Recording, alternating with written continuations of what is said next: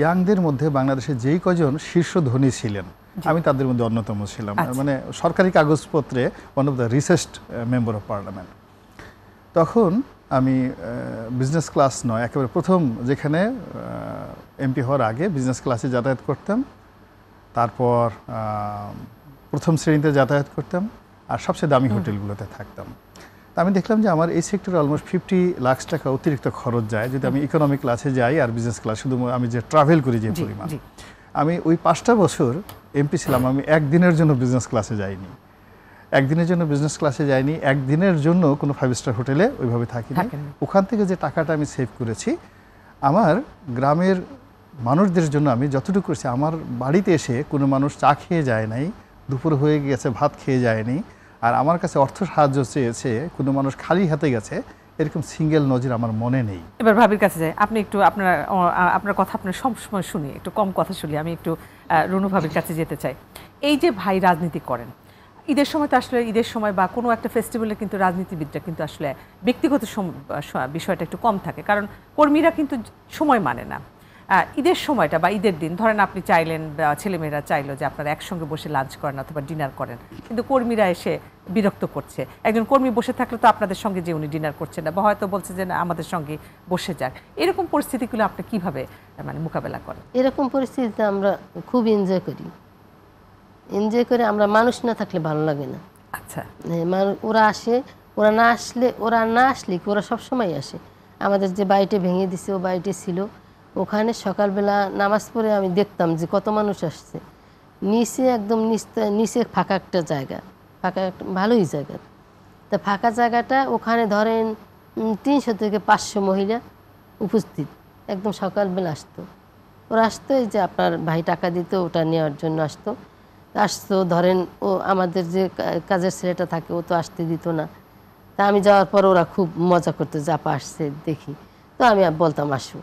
ঘর থেকে আরম্ভ করে আমাদের বাইরের জায়গা, আমাদের রান্নাঘর, আমাদের ওয়াশরুম, আমাদের বেডরুম, এমন কোনো জায়গা নেই যে আপনি কখনো এটা নিয়ে কোনো বিব্রত বোধ করেন না।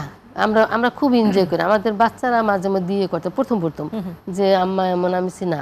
আর যেহেতু আমি গ্রামে বড় হয়েছি, আর গ্রামের মানুষ আলহামদুলিল্লাহ সবাই আমাদের খুবই, ওরা আমাদেরকে ভালোবাসে, আমরাও ভালোবাসি। একটা জিনিস একটু বলতে চাই যে অনেক বছর তো রনি ভাইকে রান্না করে খাওয়াচ্ছেন, আপনার কোন রান্নাটা রনি ভাই সবচেয়ে বেশি পছন্দ করে? উনি বলতে পারবো আমার কোন রান্না পছন্দ করে। যদি রনি ভাই বলেন। আমার সবই ভালো লাগে আলহামদুলিল্লাহ, কিন্তু তার মধ্যে গরুর মাংসটা বেশি ভালো লাগে। তারপরে শেষে আমি এবার করি কি মাঝে মধ্যে বেশি সারপ্রাইজ হয়ে যায়, যেমন হঠাৎ করে আমার খাবারের ভোজন রসিকতা আছে, তো আমি মনে মনে নিজে একটা রেসিপি বানিয়ে ফেলি। আমি বললাম যে ঠিক আছে মাংসটা বা মাছটা ঠিক এইভাবে একটু তৈরি করো। এখন আমি যেভাবে কল্পনা করি ঠিক সেইভাবে সে ওই জিনিসটা তৈরি করে দেয়, মানে উনি বুঝে যান। হ্যাঁ, উনি বুঝে যান। এবং সেটা করার পর যখন সামনে উপস্থাপন করা হয় এবং খাওয়ার পর আমি যখন দেখি যে আমি যেভাবে কল্পনা করেছিলাম তার চেয়ে ভালো হয়েছে, তখন এরকম আমাদের ভ্যারিয়েশন আছে জীবনে। আমরা মানে অ্যাজ ইট ইজ নর্মালভাবে না, আমরা প্রতিটা জিনিসই ভ্যারাইটি, খাবার দাবার অন্যরকম ভাবে সবকিছু। হঠাৎ করে রাত্রি ধরেন বাজারের মাছ নিয়ে আসলাম, একটা বিরাট মাছ নিয়ে আসলাম, এনে বা 20টা যাকে বলা হয় ইলিশ মাছ নিয়ে আসলাম, এনে আমি যখন কিনলাম তখন সবচেয়ে বড় যে মাছটা আমি টার্গেট করে রাখলাম, এখনই এটা বাসায় গিয়ে জবাই করবো। এখন যখন নিয়ে আসলাম তখন হয়তো রাত্রি 10টা বাজে। তখন তাকে বললাম যে দেখো তো আমার তো এখন এই একটা পরোটা দিয়ে, ঘিয়ে ভাজা পরোটা দিয়ে এইভাবে ইলিশ মাছ দো পেঁয়াজা খেতে ইচ্ছা করছে। তো সে উইদিন 30 মিনিটসের মধ্যে সে ওই দেখা গেল ওইটুক জবাই ঠবাই করে ফ্রেশ করে। কি সুন্দর ভেরিয়েশন, ইলিশ মাছের দো পেঁয়াজা দিয়ে পরোটা ভাজা, ঘিয়ে ভাজা পরোটা, এটাই পছন্দ। এটা কিন্তু পরোটা আনইউজুয়াল, কিন্তু খুব আনইউজুয়াল। তো এরকম হঠাৎ করে মনে হলো যে আজকে 3টার সময় হঠাৎ মনে হলো যে আমি আজকে পাঙ্গাস মাছ খাবো। তো সে রান্না করেছে আমার জন্য, অন্য খাবার রান্না করেছে, কিন্তু আমার 3টার সময় মনে হলো পাঙ্গাস মাছ, ওকে নো প্রবলেম। খাবার সব কিছু রান্না ভালো হয়েছে। রাত 9টার সময় মনে হলো যে আমরা এখন পিজা খাবো। হ্যাঁ, সবাইকে নিয়ে হই হুল্লোড় করে পিজা খেতে চলে গেলাম। অর্থাৎ আমাদের যখন যেই জিনিসটি ভালো লাগে সেটা আমার লাগুক, তার লাগুক, তারপর শেষে ছেলে মেয়েদের লাগুক, আমরা সেটা কমপ্লাই করি।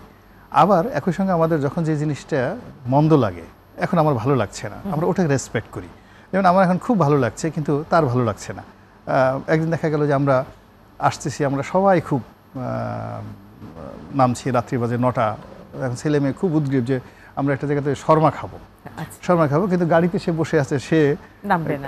সে নামবে না, বা সে শুধু এরকম মুখ এরকম করছে। মুহূর্তের মধ্যে আমরা বুঝে গেছি যে message is very clear and loud. ভালো লাগছে।